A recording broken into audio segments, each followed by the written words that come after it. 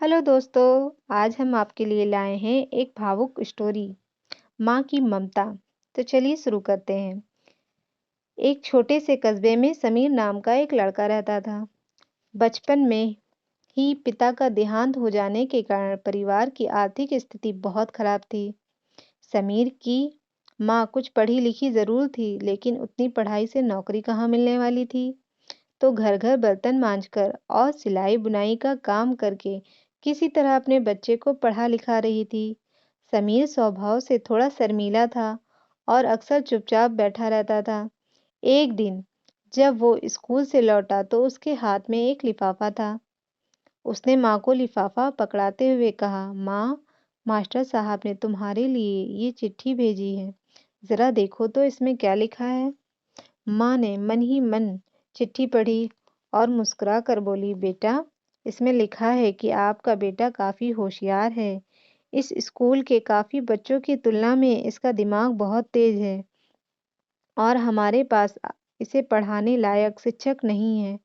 इसलिए कल से आप इसे किसी और स्कूल में भेजें।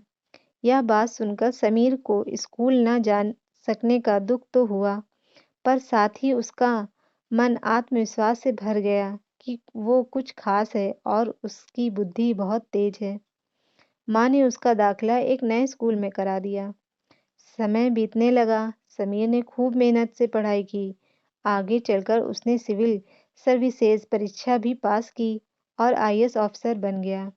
समीर की माँ अब बूढ़ी हो चुकी थी और कई दिनों से बीमार भी चल रही थी और एक दिन अचानक उनका देहांत हो गया।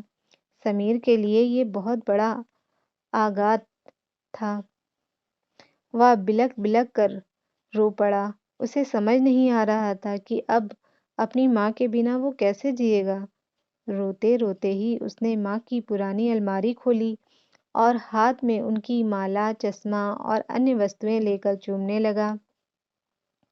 उस अलमारी में समीर के पुराने खिलौने और बचपन के कपड़े तक संभाल कर रखे हुए थे। समीर एक एक कर सारी चीजें निकालने लगा और तभी उसकी नज़र एक पुरानी चिट्ठी पर पड़ी। दरअसल ये वही चिट्ठी थी जो मास्टर साहब ने 18 साल पहले दी थी। नम आंखों से समीर उसे पढ़ने लगा। आदरणीय अभिभावक, आपको बताते हुए हमें अफसोस हो रहा है कि आपका बेटा समीर पढ़ाई में बेहद कमजोर है और खेल कूद में भी भाग नहीं लेता। जान पड़ता है कि उम्र के हिसाब से समीर की बुद्धि विकसित नहीं हो पाई है, अतः हम इसे अपने विद्यालय में पढ़ाने में असमर्थ हैं। आपसे निवेदन है कि समीर का दाखिला किसी मंद बुद्धि विद्यालय में कराइए अथवा खुद घर पर रखकर इसे पढ़ाइए। सादर प्रिंसिपल। समीर जानता था कि भले अब उसकी माँ इस दुनिया में नहीं रही, पर वो जहाँ भी रहे, उनकी ममता, उनका आशीर्वाद सदा उस पर बना रहेगा। दोस्तों, रूडयार्ड किपलिंग ने कहा, भगवान सभी जगह नहीं हो सकते, इसलिए उसने माँ बनाई। माँ से बढ़कर त्याग और तपस्या की मूरत भला और कौन हो सकता है। हम पढ़ लिख लें, बड़े होकर कुछ बन जाएं, इसके लिए वो चुपचाप न जाने कितनी कुर्बानियाँ देती है। अपनी ज़रूरतें मार कर हमारे शौक पूरे करती है। यहाँ तक कि संतान बुरा व्यवहार करे तो भी माँ उसका भला ही सोचती है। सचमुच माँ जैसी कोई नहीं हो सकता।